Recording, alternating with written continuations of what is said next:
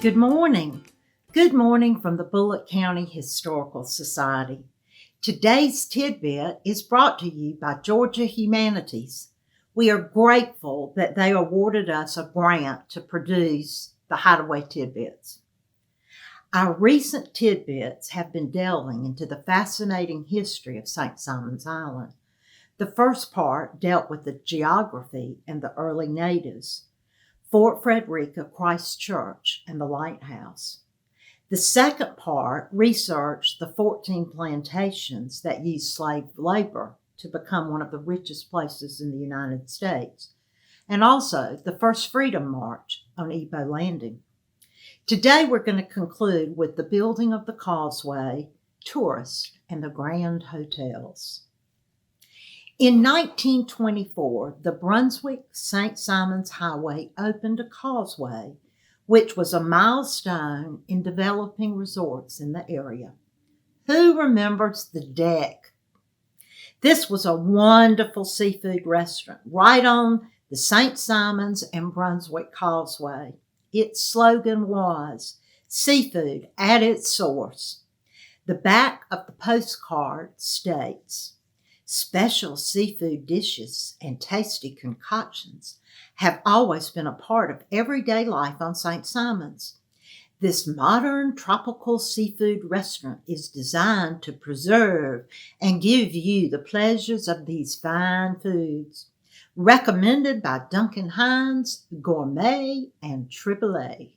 How delightful. In 1926, automotive pioneer Howard Coffin of Detroit, Michigan, bought large tracts of land on St. Simon's, including the former Retreat Plantation. He constructed a golf course, a yacht club, and paved roads.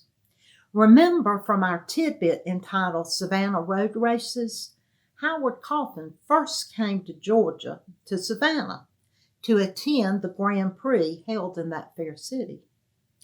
He and his wife journeyed from Savannah to our coast, fell in love with it, and he bought Sapelo Island.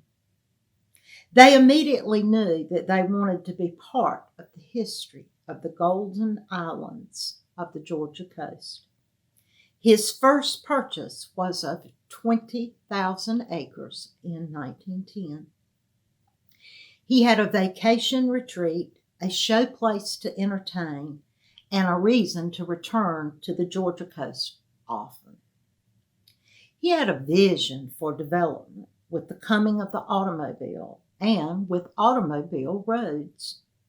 He bought all the land that was once Retreat Plantation. This is now the home of the Sea Island Golf Club. He also purchased an entire island to the east of St. Simon's, which had a very fine beach and a short mud causeway. For years, this barren island was used for pasture for hogs and goats. Didn't know that. It was known as Fifth Creek Island. Then it was called Long Island.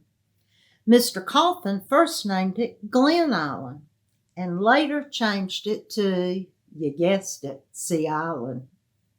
Coffin had planned to build an 8-story hotel on St. Simon's, but then decided to settle for a small, comfortable inn where people could stay and decide whether they liked the place enough to build a cottage.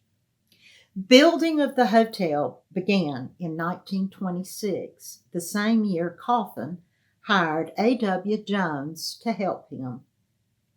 The Coffins, who never had children, thought of Jones as a son. The hotel was built, named the Cloister, and opened in October of 1928. Over the next months, a huge marketing campaign brought in tycoons, sportsmen, artists, writers, and editors from all over the country. The new little resort was quickly becoming known. President Calvin Coolidge was persuaded to spend his Christmas holiday with Howard Coffin in 1928. He planted an oak on the south lawn of the cloister and this photograph was printed in newspapers all over the country. The cloister had established its reputation in its type of clientele. In 1937, Howard Coffin died suddenly, leaving the Jones family to continue his legacy. After Jones Sr. came A.W. Jones Jr., who was a long-time president of the company. I remember him well. During this time, Sea Island became a refuge for families, heads of states, and other famous persons. The clientele was heavy on honeymooners and retirees. For a while, the tongue-in-cheek reference for guests was newlywed, well-fed, or nearly dead. Many families came back year after year. I was one that had that privilege. In 2003, the original cloister was demolished and a new one built, keeping the same Spanish mission style. The new cloister is 150 feet closer to the Black Banks River and has 100 guest rooms compared from the original 46. I miss the curved staircase of the original building that led to upstairs rooms that were a little on the tiny side, as I remember. This project was headed by CEO Bill Jones III. He married my sorority sister, Sally Hopper, who was a precious and beautiful blonde, who still is.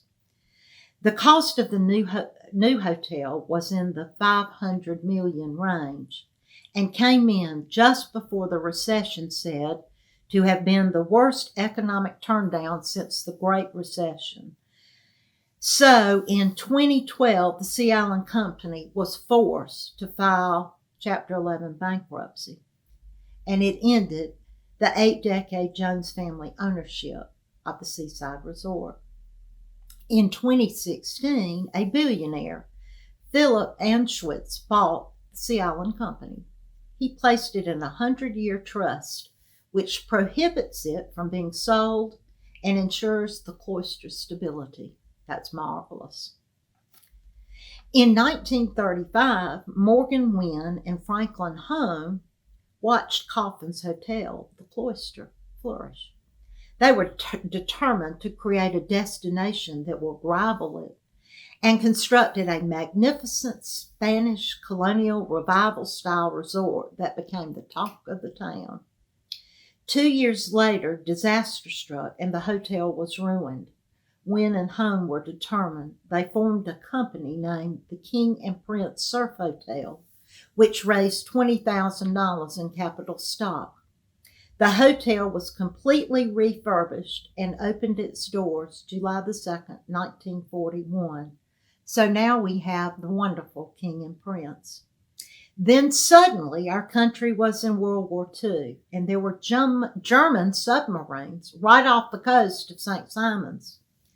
The United States Navy used the King and Prince as a training facility and radar station that helped hunt down the U-boats.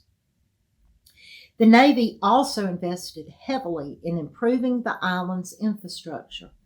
They built roads, a seawall, drilled wells, and during this time, many servicemen and women were exposed to the treasures of St. Simon's Island. These veterans wanted to return to the King and Prince, and it became one of America's most exclusive vacation retreats.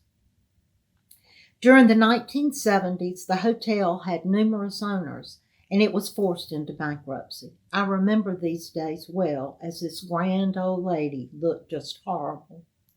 In 1980, Mississippi Management Incorporated acquired the resort and invested millions in restoring it back to its former glory. In 2005, the resort was listed on the National Register of Historic Places. Bill and I always enjoy a stay at the King and Prince. Thanks for sharing with me some of Georgia's wonderful history. Bye.